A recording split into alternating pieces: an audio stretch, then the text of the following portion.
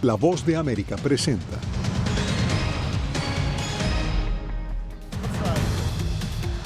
Barack y Michelle Obama energizan la Convención Nacional Demócrata y destacan el papel crucial que juegan las minorías en las elecciones. Se desvanece el optimismo por el cese al fuego en el Medio Oriente. Ucrania anuncia por primera vez el uso de cohetes estadounidenses en sus ataques a Rusia. Y Venezuela expande su cono monetario con la introducción de 2 nuevos billetes. Bienvenidos, hoy seguimos en la cobertura especial del tercer día de Convención Nacional Demócrata en Chicago. Desde allá nos acompañan nuestros compañeros y enviados especiales, Celia Mendoza y Jaime Moreno. Y es que este martes Barack y Michelle Obama pronunciaron un discurso que electrizó a la audiencia con su visión de la fórmula demócrata. Justamente hoy el candidato a la vicepresidencia, Tim Walz, subirá al estrado, pero él no será el único. Celia Mendoza, ¿qué podemos esperar hoy? Durante esta jornada podremos ver aquí en este lugar al expresidente de los Estados Unidos, Bill Clinton. Esta será la convención número 12 en la que participa el político estadounidense. Al mismo tiempo escucharemos durante esta jornada a Nancy Pelosi, quien es la líder de la Cámara de Representantes emérita y una persona que ha logrado que el partido llegue al momento que ha llegado. Representantes importantes de esta vieja generación que le están entregando las llaves a la nueva generación de políticos. Entre ellos se espera que hable el senador de Nueva Jersey, Cory Booker, quien representa a esta minoría afroestadounidense. Uno tras otro, los delegados de cada estado entregaron sus votos en un evento que se convirtió en una celebración en Chicago y Wisconsin. Los delegados en la Convención Nacional Demócrata acaban de completar su pase de lista y nos nominaron al entrenador Tim Walz y a mí para ser los próximos vicepresidente y presidenta de los Estados Unidos. En una noche donde el United Center ovacionó a la ex primera dama Michelle Obama y su esposo, el expresidente Barack Obama. America's ready for a new chapter. Estados Unidos está listo para un nuevo capítulo. Estados Unidos está listo para una mejor historia. Estamos listos para una presidenta Kamala Harris. Estados Unidos, la esperanza está regresando. Un mensaje que tiene fuerza al reiterar la importancia de esta elección, donde minorías como el congresista Andre Carson le dan voz a esas comunidades. ¿Quién habría pensado que cuando yo pasaba tiempo con mi abuela, cuando ella era delegada en el año 94 y yo tenía 9 años, que algún día sería congresista siendo musulmán de Indiana? Al mismo tiempo, la senadora estatal de Nuevo México, Cristina Parajón, reconoce que hay temas que siguen siendo clave para los votantes que representa y a los que la campaña Harris-Walz quiere atraer. El tema más importante es la economía. Y que resalta en el marco de estas elecciones la importancia de un proceso electoral inclusivo y transparente, donde quien llegue a la Casa Blanca tendrá que enfrentar retos regionales como la situación en Venezuela, que seguirá siendo un tema para el ganador de esta contienda, compartió con La Voz de América el congresista Joaquín Castro. Los Estados Unidos, bajo el presidente Biden y la vicepresidenta Harris, han liderado la región y el mundo al condenar la forma en que se manejaron las elecciones en Venezuela y han dicho que los resultados no fueron confiables y llaman a Maduro a hacer lo correcto. Se espera que durante el discurso el gobernador de Minnesota y quien será el candidato a la vicepresidencia de los Estados Unidos se enfoque en un mensaje positivo, pero pueda entregar detalles de lo que podrían esperar con él de la mano de Kamala Harris. Celia, Chicago no es el único foco político esta semana. Tanto Kamala Harris como Donald Trump están concentrando sus esfuerzos en el llamado cinturón de óxido, conformado por estados que son clave en la carrera hacia la Casa Blanca. Jaime Moreno, explícanos por qué estos estados en el noreste y centro de Estados Unidos son cruciales en términos electorales. Yasmín, son estados que se ubican en una franja que vivió el auge y el declive de la actividad industrial. Tienen un caudal electoral que es definitivo para llegar a la Casa Blanca y es tan importante que la vicepresidenta Kamala Harris no tuvo problema en tomar un avión en medio de la convención demócrata e irse a un evento masivo de campaña a Wisconsin, mientras en el escenario hablaban los Obama.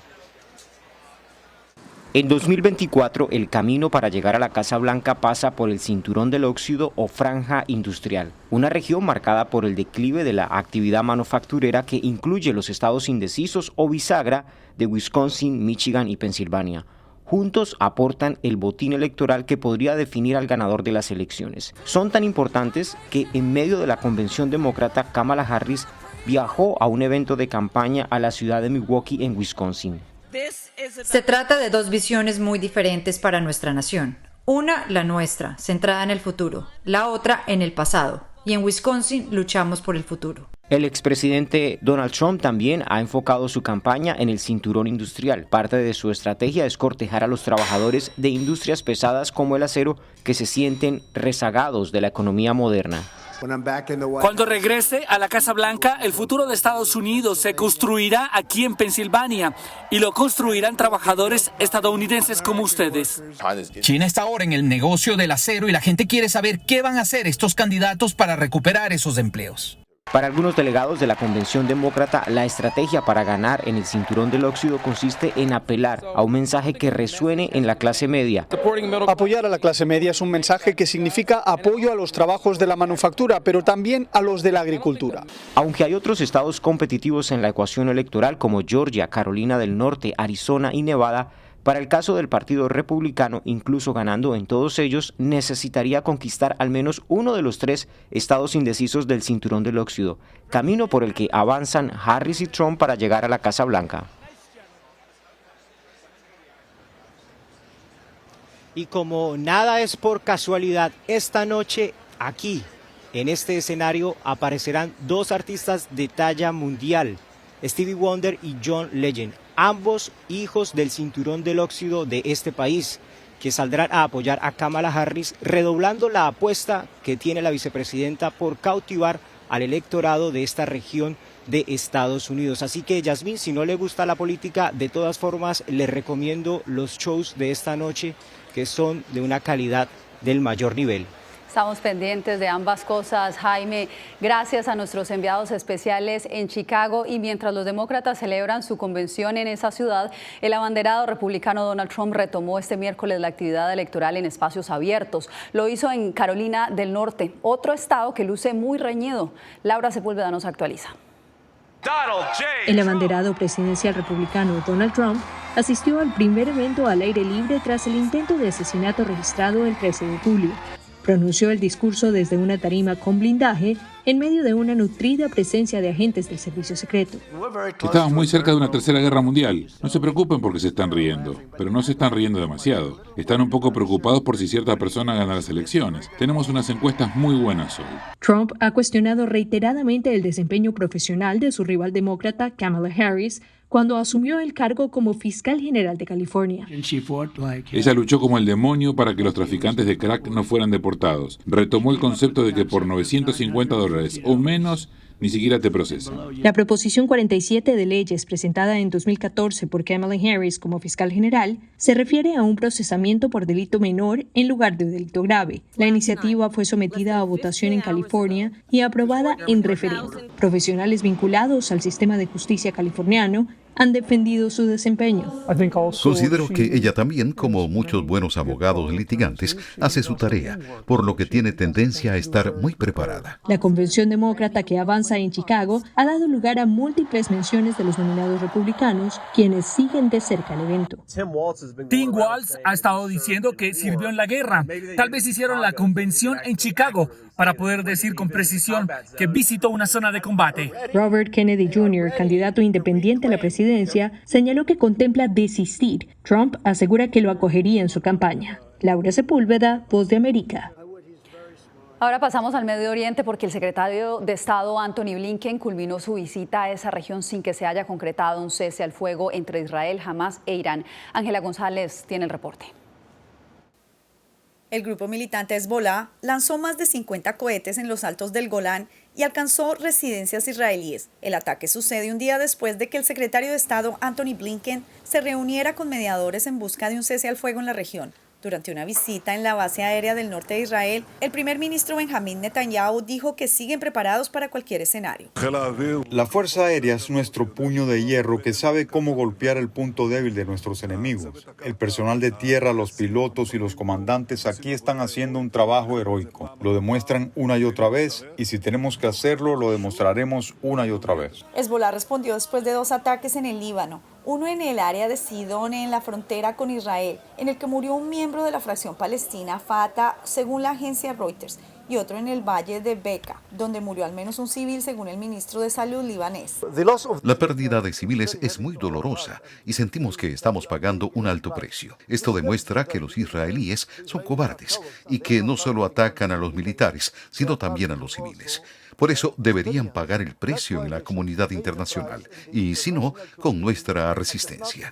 Otro bombardeo israelí mató a 13 personas, incluidos niños, en el este de Han Yunis, en Gaza. Con el recrudecimiento de la ofensiva israelí se desvanece el optimismo del acuerdo impulsado por Blinken de cese al fuego, quien también había pedido a los aliados de la región convencer a Irán de reducir las tensiones en el Medio Oriente. Por ahora los sionistas están experimentando el miedo causado por este periodo de espera. Es posible que la respuesta de Irán no repita operaciones anteriores.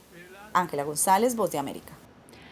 Las fuerzas ucranianas confirmaron hoy que ya están usando cohetes estadounidenses en su ataque transfronterizo en la región rusa de Kursk.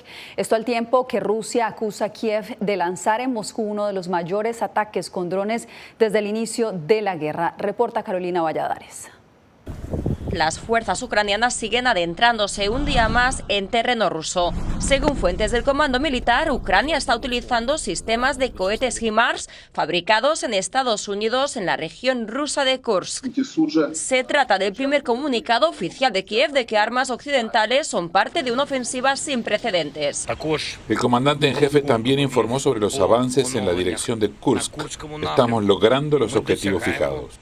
Imágenes satelitales facilitadas por Kiev muestran el antes y el después del impacto de los cohetes HIMARS en puentes y equipos de ingeniería en la región de Kursk. Los funcionarios rusos han dicho que Ucrania ha dañado o destruido al menos 3 puentes sobre el río Seim desde que Kiev lanzó su ofensiva contra el oeste de Rusia el 6 de agosto, avanzando entre 28 y 35 kilómetros. Rusia ha calificado la incursión ucraniana en territorio ruso de atrocidad y asegura que imposibilita las negociaciones. Un intento de las Fuerzas Armadas de Ucrania de invadir nuestro territorio, en principio, y una vez más subrayaré lo dicho por las autoridades rusas, imposibilita cualquier negociación con la Junta de Bandidos. Dice Ucrania que su objetivo en Kursk es paralizar las capacidades logísticas de Moscú e interrumpir las rutas de suministro. Mientras, este miércoles el alcalde de Moscú acusó a Kiev de lanzar uno de los mayores ataques con drones contra la capital rusa. Dijo el Kremlin que derribó 45 drones durante la pasada noche, incluidos 11 sobre la región de Moscú. Cifras que no han podido ser verificadas por fuentes independientes. Carolina Valladares, Voz de América, Washington.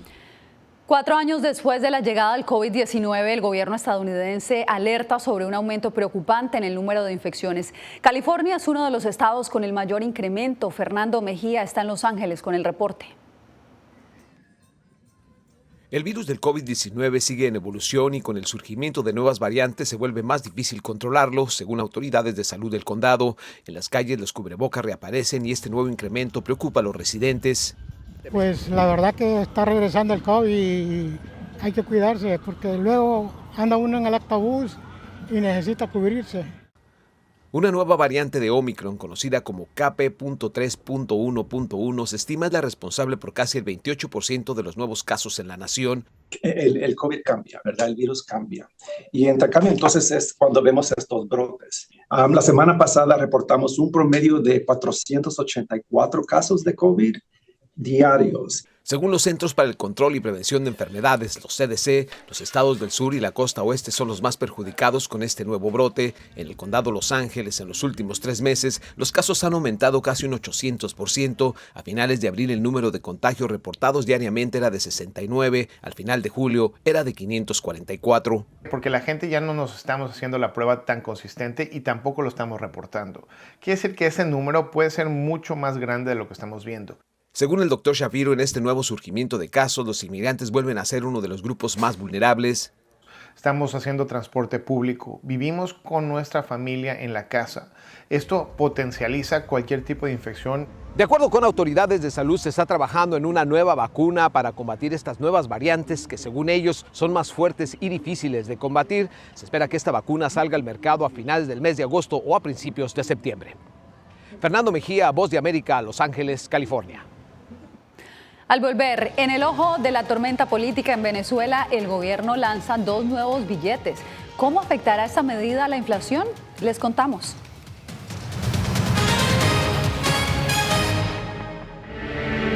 Se nos acabaron las esperanzas, muchachos.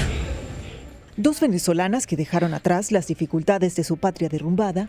Ahorita me veo como que aquí no puedes estar y aquí tampoco puedes estar.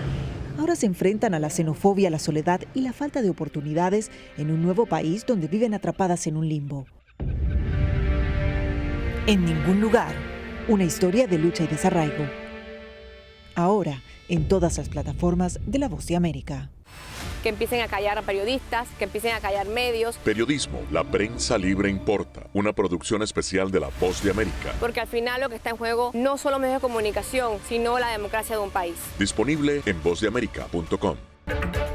Soy Celia Mendoza, corresponsal internacional de La Voz de América.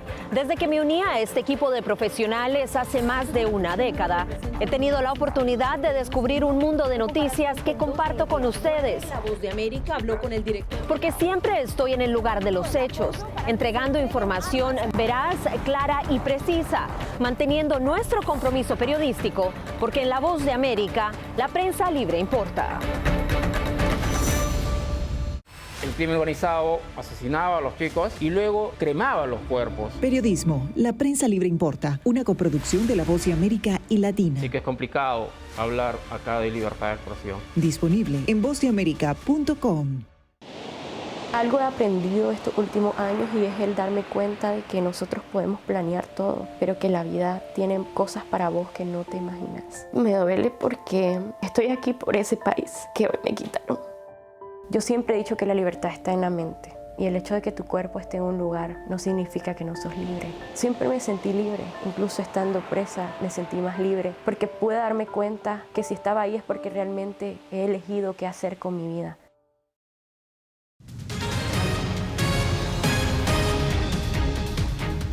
En medio de la turbulencia política tras las recientes elecciones en Venezuela, el gobierno presentó 2 nuevos billetes. En un momento tan crítico, la medida plantea interrogantes sobre su posible impacto en la inflación del país. Álvaro Algarra nos informa. Se trata de la primera ampliación del cono monetario en casi 3 años. Los 2 billetes nuevos, que comenzarán a circular en las próximas semanas, tienen la mayor denominación existente y equivalen a entre 5 y 13 dólares. El economista Aaron Olmos considera que el gobierno pudiera adoptar esta medida para prevenir un escenario de mayor inflación. La principal estrategia que se ha utilizado para el país en términos de manejar la inflación, el tipo de cambio, así las intervenciones cambiarias, un escenario futuro de mayor cantidad de sanciones pudiese trastocar la cantidad de divisas que se está utilizando para las intervenciones cambiarias y ahí se haría falta un billete de 200 y un billete de 500. El director del Observatorio Venezolano de Finanzas, José Guerra, atribuye la medida al índice inflacionario. El Banco Central ha informado que va a actualizar el cono monetario justamente reconociendo la elevada inflación, porque esa inflación destruyó el cono monetario que se instauró en octubre del año 2021. Por su parte, el presidente Nicolás Maduro asegura haber controlado la inflación. Y derrotada te queda hiperinflación. Tenemos que consolidar un país de una inflación moderada a baja. Ya vamos por moderada. Después de tener apenas hace 4 años inflación de 300.000%. El mandatario pronosticó un crecimiento económico del 8% durante el primer semestre de 2024 y hasta un 10% a fin de año. Álvaro Algarra, Voz de América, Caracas. Pasamos a la Ciudad de México porque una plaza del centro histórico se ha transformado en un campamento improvisado que hoy llaman la Pequeña Venezuela. Allí cientos de migrantes venezolanos pasan la noche a la espera de una oportunidad para llegar a Estados Unidos. Miguel Ángel Boiso estuvo allí y nos trae los testimonios. La Plaza de la Soledad, en el corazón de México, se ha convertido en un campamento improvisado. un refugio para decenas de migrantes conocido como la Pequeña Venezuela. Estas personas han huido de la crisis de su país buscando un futuro mejor. Todo este trayecto es desgastante, físicamente y mentalmente. Primero porque dejamos atrás cosas importantes para nosotros y no sabemos si regresemos. Muchos quedaron en el camino, muchos no regresarán. Esa es la realidad.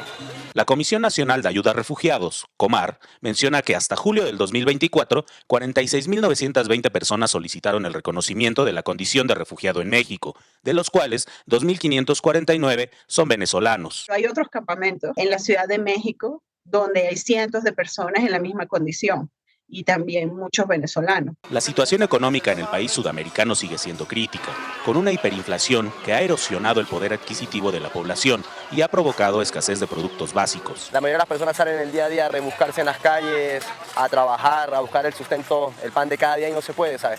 Es un país donde, como te digo, el salario mensual no alcanza para nada. Salimos porque allá no había futuro. La mayoría de los venezolanos creo que salimos fue por eso. Y claro, obviamente a buscar otro rumbo, a buscar otra vía. A medida que la situación en Venezuela sigue deteriorándose, los expertos advierten que la salida masiva de ciudadanos podría continuar. De acuerdo a las últimas encuestas que se han hecho, si no se soluciona la situación en los próximos 12 meses, saldría entre el 30 y 40% de la población que todavía queda. En la Pequeña Venezuela la vida sigue a pesar de las dificultades. Estos migrantes han creado una comunidad tras huir de la crisis en su país. Miguel Ángel Boiso, Voz de América, Ciudad de México. Usted no se mueva, volvemos con más aquí en El Mundo al Día. Específicamente hablando de este tema de las mascotas, del cuidado que tenemos con ellas, de cómo se han convertido en parte de la familia, ¿cuáles son esas experiencias que ustedes tienen con sus mascotas? ¿Qué significan para ustedes? Mucha gente hoy en día decide tener hijos más adelante, sin embargo tienen mascotas. Tal vez nuestros padres o mis abuelos consideraban las mascotas más como cuidadores de la casa, ¿no? ¿Qué va a cuidar la casa? Imagínate. Imagínate. A través de la pantalla de la... Cuando nos cuentan solo una parte de la historia, perdemos la confianza. Soy Diva Lizette Cash, periodista y presentadora de La Voz de América. Ir más allá de la noticia, escuchar las voces de las minorías y de las comunidades más vulnerables para informar sobre sus necesidades y logros es mi pasión. Se ven obligadas. Desde Washington, visibilizar la diversidad étnica de Estados Unidos y de la comunidad hispana es parte de una pasión que compartimos en La Voz de América, donde la prensa libre importa.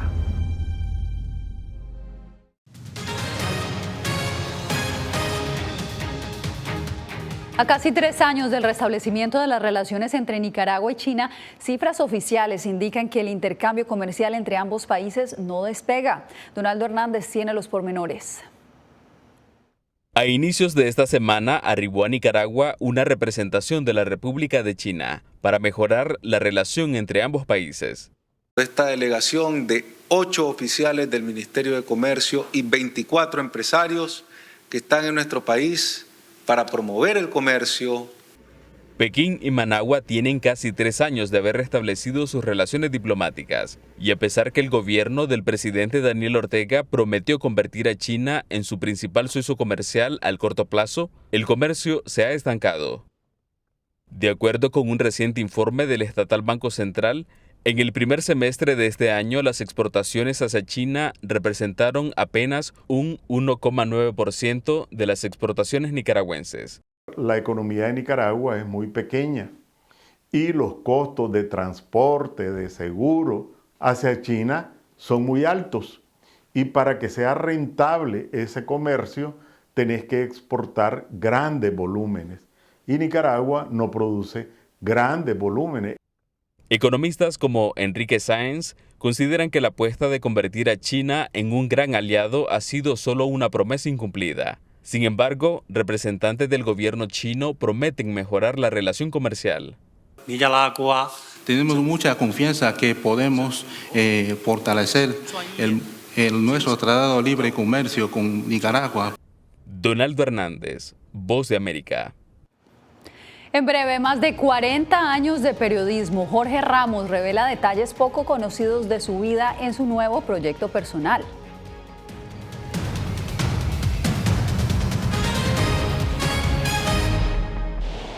Algo he aprendido estos últimos años y es el darme cuenta de que nosotros podemos planear todo, pero que la vida tiene cosas para vos que no te imaginas. Me duele porque estoy aquí por ese país que hoy me quitaron. Yo siempre he dicho que la libertad está en la mente y el hecho de que tu cuerpo esté en un lugar no significa que no sos libre. Siempre me sentí libre, incluso estando presa me sentí más libre porque pude darme cuenta que si estaba ahí es porque realmente he elegido qué hacer con mi vida. Soy Claudia Saldaña, corresponsal de La Voz de América en El Salvador. Ejercer el periodismo es un desafío que crece constantemente frente a la complejidad del escenario político de mi país. Presentar todas las voces, todos los ángulos y el contexto nos permite ofrecer a ustedes, nuestras audiencias, un panorama más completo de nuestra realidad. La imparcialidad está en el ADN de la VOA y me siento orgullosa de ser parte de este gran equipo de profesionales que demostramos cada día por qué la prensa libre importa. Llenó de orgullo a su nación conquistando títulos alrededor del mundo.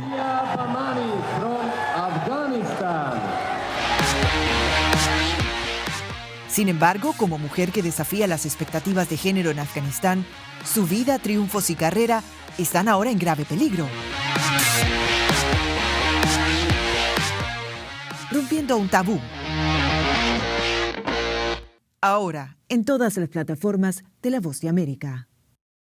Soy Eugenia Sagastume, corresponsal de La Voz de América en Guatemala. En el epicentro de los grandes retos, los sucesos locales desde mi país impactan a todas las naciones de la región. Con diversidad de perspectivas, acercamos a nuestras audiencias a situaciones tan complejas como la masiva migración, el crimen organizado transnacional y la situación política y social de Guatemala. En un lenguaje simple, con precisión, te conectamos con la realidad de todo el hemisferio, porque en La Voz de América, la prensa libre importa.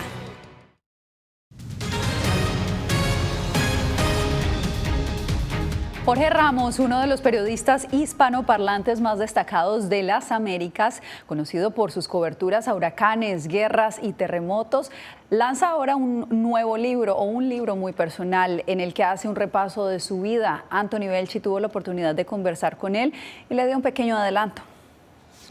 Aspiraba a ser atleta olímpico o músico en México, su país natal, pero finalmente optó por dedicarse al periodismo. Con más de 40 años de carrera profesional, Jorge Ramos es ahora uno de los periodistas hispanoparlantes más reconocidos.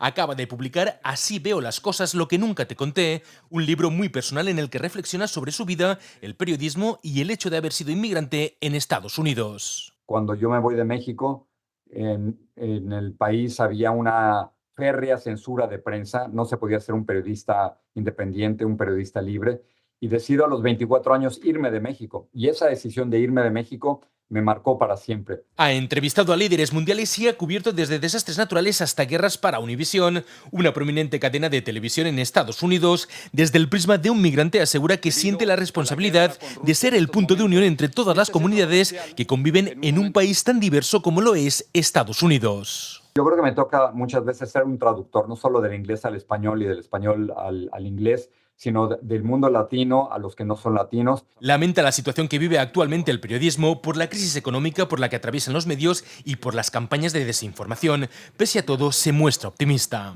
Yo creo que el periodismo es más importante que nunca. A sus 66 años no piensa en retirarse. De hecho, no cree que lo haga mientras pueda seguir informando sobre lo que ocurre en el mundo. Anthony Belchi, Voz de América, Miami. Con el libro de Jorge Ramos cerramos esta emisión. A ustedes gracias por siempre acompañarnos en El Mundo al Día. Recuerde que siempre nos puede encontrar en todas las plataformas digitales como vozdeamerica.com en nuestra página web. Y recuerde que mañana tenemos una nueva cita a esta misma hora. Esto es El Mundo al Día y yo soy Yasmín López.